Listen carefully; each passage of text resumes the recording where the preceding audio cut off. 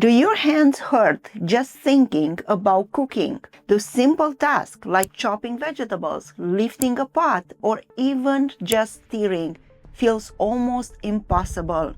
The pain, the stiffness, and fatigue can take all the joy out of something as basic as cooking a meal. But here it is, the good news. It doesn't have to be that way. As a doctor with over 15 years of experience treating people with arthritis, and especially rheumatoid arthritis, I have helped many patients learn how to manage their daily activities with less pain and more ease. In this video, I will show you simple tools and tricks to help you cook with more comfort and less pain, so you can keep enjoying your time in the kitchen. But I will also share with you one tip that almost nobody talks about, one tip that can make a huge difference in your day-to-day life. But first, let's take a moment and talk about arthritis.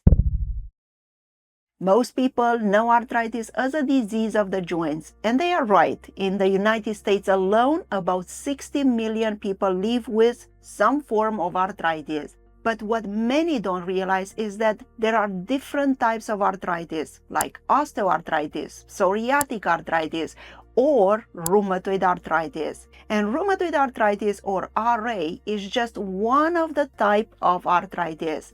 Rheumatoid arthritis is an autoimmune disease that affects mostly the joints, especially the hands. And unlike osteoarthritis, which tends to happen later in life, rheumatoid arthritis can affect anyone at any age, from young adults to seniors. In fact, more than 1.5 million people in the United States are living with rheumatoid arthritis right now. And for those people suffering with rheumatoid arthritis, one of the hardest things becomes cooking. Why? Because simple things like opening jars, chopping veggies, or carrying a pot of soup can be painful, exhausting, and in some days even impossible. But most people can do those tasks without a second thought. But for someone with arthritis, and especially rheumatoid arthritis, it is a daily struggle. And here it is the irony. We, as doctors, we often recommend to these people with arthritis to cook more meals at home. And we encourage them to eat healthy, to avoid the ultra-processed food, and incorporate more fresh cooked meals at home. But how are you supposed to do that when your hands are stiff, are weak, and they are hurting? And that's exactly what this video is about. So stay with me to learn more about the common kitchen hacks that I share with my patients. And in this way, you can make your cooking easier, safer, and maybe even fun again. Let's start with the first tip. Set up your kitchen to meet your needs. As a physician who also cooks regularly for my kids, I can tell you this matters more than you think. But if you have arthritis, you might have pain in your hands, your knees, and your hips. And the more you bend, twist, or carry heavy items, the worse your symptoms may become. So look around your kitchen and ask yourself, is everything you use frequently within easy reach? Can you sit down while prepping meals instead of standing the whole time? Are your most used tools light and easy to grip? Why should you ask these questions? Because small changes like keeping your cutting board at waist height, using a stool, or reorganizing your cabinets can make a big difference on how much energy you are going to spend and how much pain you are going to avoid. When you have arthritis, even walking, bending,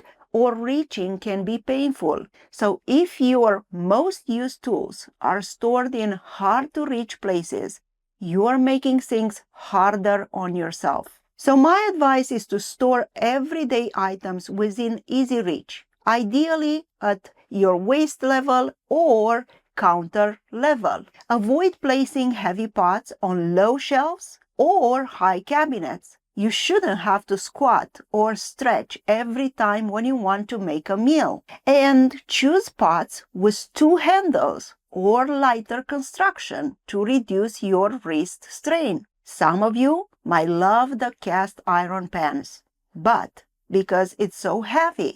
That will put a lot of strain on your hands and on your wrist. This might be one item that you will have to give up, or you should ask for help when you need to use it.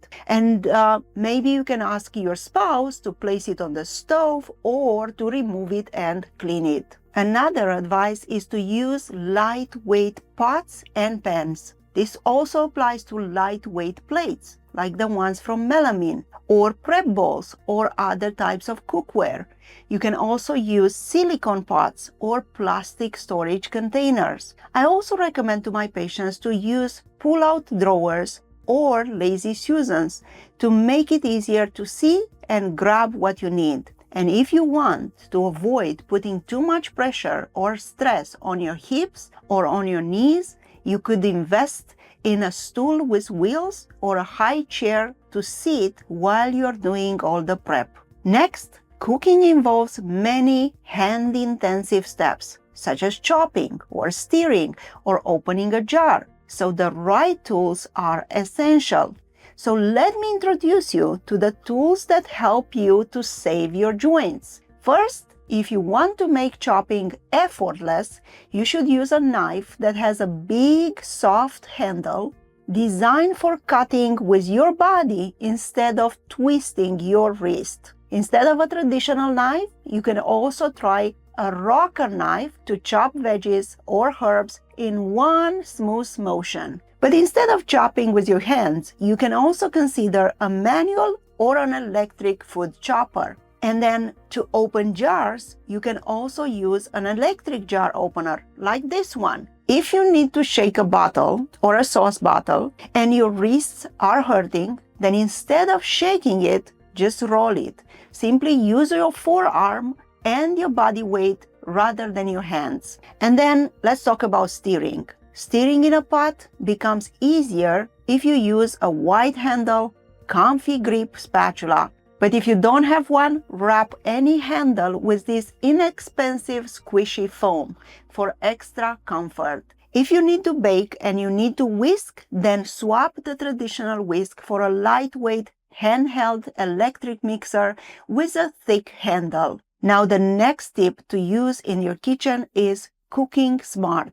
Why do I recommend that? Because many patients with rheumatoid arthritis experience fatigue, and fatigue can be severe. So conserving energy is the key. And that is why I advise my patients to skip the trip to the grocery store and have their groceries delivered instead.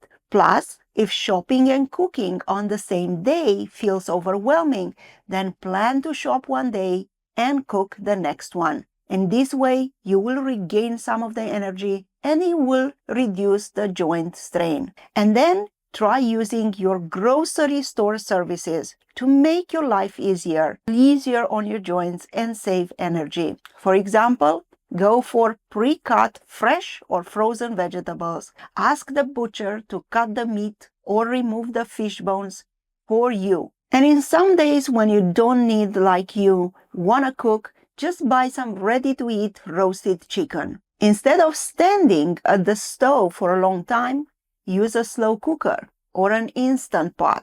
I have both in my kitchen and I love using them because I can cook 2 meals at the same time. You just have to chop your ingredients, toss them in there, and let the Instapot handle the cooking because there is no need to stir, to rush, or to worry about burning food. Another way of cooking smart is having some simple recipes that can be done in just a few steps. Mixing just a few ingredients like chicken thighs or chicken breast and some potatoes and then place them in the oven, or making a simple salad with some greens, some tomatoes and cucumbers and a little bit of feta cheese does not require a lot of time, and they are a great option. And don't forget, you should batch prep on your good days. If you live with arthritis, then you know that some days are better than others. So here is another tip. Use your good days wisely. When you feel stronger and you feel less fatigue, do a little bit of batch prepping, like chop your veggies and store them in the fridge, or cook double portions and freeze half for later. Because in this way, on your low energy or high pain days, the hard work is already done, and you can still enjoy a home-cooked meal without the extra strain. And then remember, pacing yourself. When you are having a great day or a good day, it's tempting to power through and do everything, like cooking multiple meals, clean the kitchen, organize the pantry, but that can backfire. So overdoing it today often leads to burnout or flare-ups tomorrow. So instead, break tasks into small steps and take those breaks. And then stretch. Sit down when you can. Even setting a timer for 20 minutes of every activity, followed by 5 minutes of rest, can make a big difference in how you feel by the end of that day. Now let me ask you a question. How do you simplify cleaning after cooking? My advice? Use the dishwasher. Use it for everything you can. Or do the dishes in stages and don't let them pile up. Once you finish chopping, clean your tools and place them on the drying rack.